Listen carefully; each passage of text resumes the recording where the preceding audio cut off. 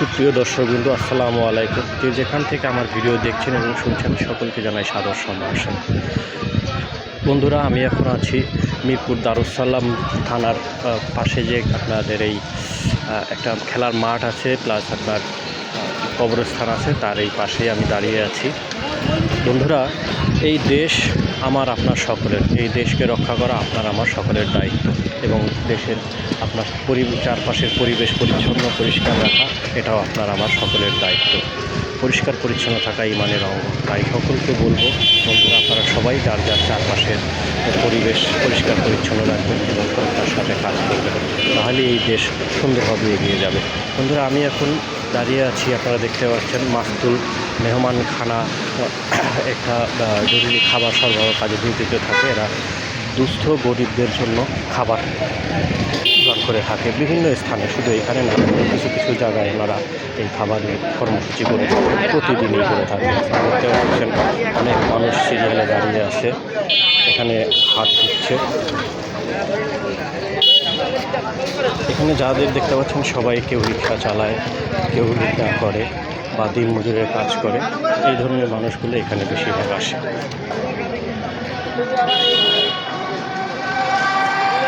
আজ বৃষ্টি, হয়তো এই কারণে এখন একটু মানুষ কম। এছাড়া অন্যান্য সময় বৃষ্টি না থাকলে এখানে মানুষ অনেক বেশি হয়। যে খাবার আয়োজন হচ্ছে খিচুড়ি, সাথে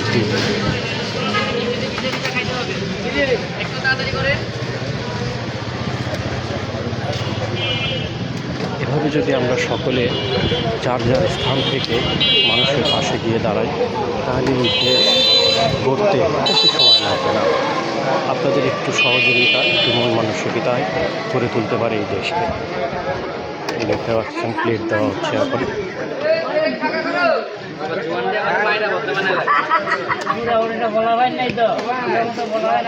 বন্ধুরা, আপনাদের উদ্দেশ্য করে বলছি যে আমরা যদি প্রতিটা মানুষ যার যার স্থান থেকে দাঁড়িয়ে নিজেরা এভাবে কিছু ছোট ছোট উদ্যোগ নেই, তাহলে এই দেশের গরিব দুস্থ মানুষ যারা আছে তাদের কিছুটা হলেও একটু সহযোগিতা হয়।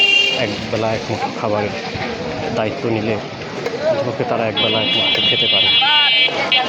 তাই আমি সকলকে বলবো, যার যার স্থান থেকে সৎভাবে কাজ করুন। যতটুকু সম্ভব আপনার সামর্থ্যে আছে ততটুকুই আপনি মানুষকে সহযোগিতা করুন। আর্থিকভাবে হোক বা কাউকে একটু দোকানপাট করে দিয়ে বা একটা রিক্সা কিনে দিয়ে, বা কেউ হাঁটতে পারতেছে না তাকে একটা হুইল চেয়ার কিনে দিয়ে, মানে এইভাবে যদি আমরা সবাই একটু করে এগিয়ে আসি, তাহলে এই দেশ উন্নতি করতে বেশি সময় লাগবে না।